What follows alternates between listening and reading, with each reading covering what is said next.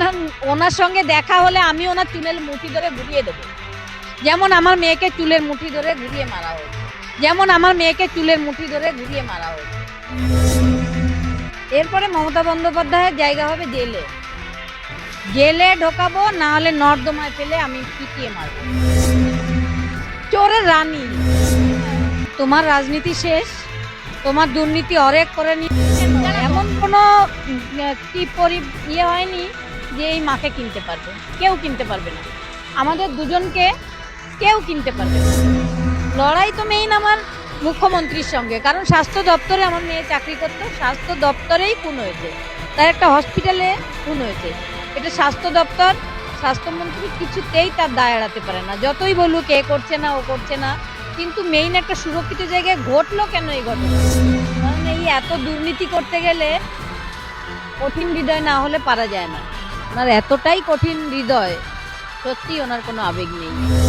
না, উনি অভিনয় করেন, অভিনেত্রী, ভালো অভিনেত্রী বলা যাবে ওনাকে। মেয়েকে হারিয়েছি, কিন্তু মাথা উঁচু করে সেই শিরদাঁড়া শক্ত রেখে লড়াই করব যতদিন বাঁচবো। হ্যাঁ, কাকিমা, এই যে শিরদাঁড়া মেরুদণ্ড বিক্রি নেই, শিরদাঁড়া বিক্রি নেই, খুব আন্দোলনের সময় কথাটা উঠেছিল, সত্যি তাহলে আপনার শিরদাঁড়া কি বিক্রি আছে? মেয়েকে হারিয়েছি, কিন্তু জেলে ঢোকাবো, না হলে নর্দমায় ফেলে আমি পিটিয়ে মারবো। আমার সংসারটাই শেষ করে দিয়েছে, আমার একটা সোনার সংসার, আমার কাছে ছিল একটা ডায়মন্ড, ঈশ্বর প্রদত্ত ডায়মন্ড, যেটা উনি কেড়ে নিয়েছেন।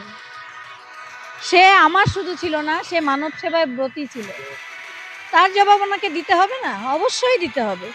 আমার সোনার সংসারটা কেন শেষ হলো? আমার মেয়ে তো দেখবেন কোথাও আমার মেয়েকে মানে ছোট থাকতেই, ছোটবেলায়, আজকেও গেছিলাম ওর ছোটবেলায় যখন ক্লাস 1-এ পড়তো, শিশু মেলা স্কুল, সেখানে গেছিলাম, তো সেখানকার স্যারেরা ম্যাডামরাও কাঁদছিলেন যে ও এত শান্ত ছিল, কোথাও বলতে পারবে না যে কেউ ও দুরন্তপনা করতো বা কিছু করতো, তো যার জন্য ওকে প্রাণ বিসর্জন দিতে হয়েছে, ওকে খুন করা হয়েছে। ও এই সাধারণ মানুষের যে ন্যায্য পাওনা, সেটার জন্য লড়াই করেছিল মাফিয়াদের হয়ে, মাফিয়াদের বিরুদ্ধে। সোদপুর থেকে সোমা দেবনাথের রিপোর্ট, রাষ্ট্র সংবাদ।